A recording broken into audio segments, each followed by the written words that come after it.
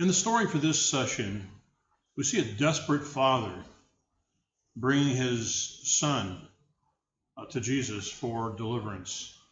This young boy was controlled by what the Bible calls a mute spirit. He could not speak. It was also a very mean spirit. It was a destructive spirit. And in addition to disallowing his speech, also would try to destroy him by throwing him either in fire or into the water. You can imagine this man spent a lot of his time just trying to take care of his son and keep him alive. He hears of Jesus, makes the trip there, and finds the Lord is not there at that time. And he asks the disciples to cast this demon out, to free this boy from this unclean spirit. And the testimony he had later to Jesus was they could not. So that's the context of now the Lord enters the scene. And I want us to look at how it is that Jesus begins to masterfully relate and respond to all of the different people. The Bible says there's a great multitude that was there. The teachers of the law were there. This man was there, of course, with his pitiful son in his pitiful condition. The disciples were there.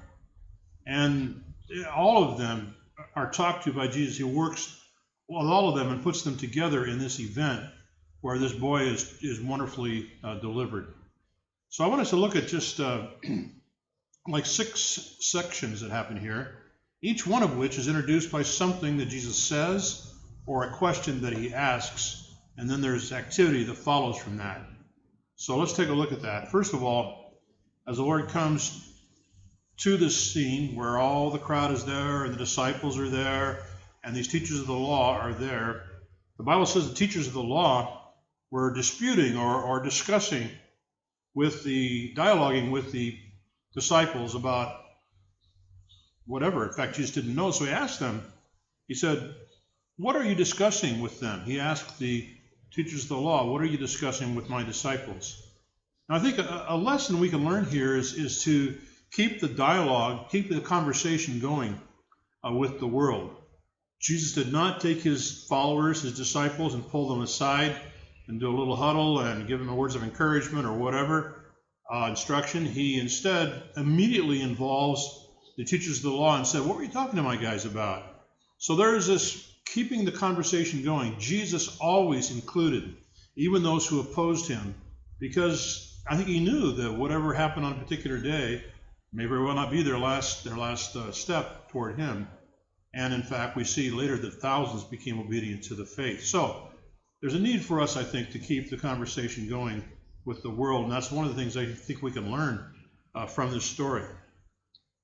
So the Lord then asked this question, but before an answer could really come out, the father, the desperate father, jumps into the conversation and he explains to him, he's brought his son, they couldn't cast him out. But if you can help me, can you do something here to help my son get free from this unclean spirit? Jesus then, again, here, this is the next section, if you will, in Mark chapter 9, verse 19, Jesus says, "O faithless generation, how long shall I be with you? How long shall I bear with you?" So in this, a takeaway we can have from this is that we should bring people to Jesus. And so he said, "Bring him to me."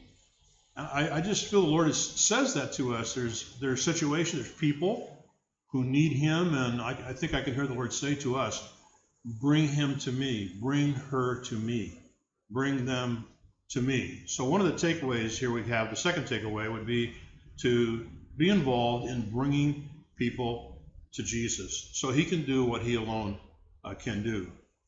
So they brought the son to the Lord, and the boy the demons caused him to roll around in the dirt, and he convulsed him, and the Lord turns to the father, and here's the third section.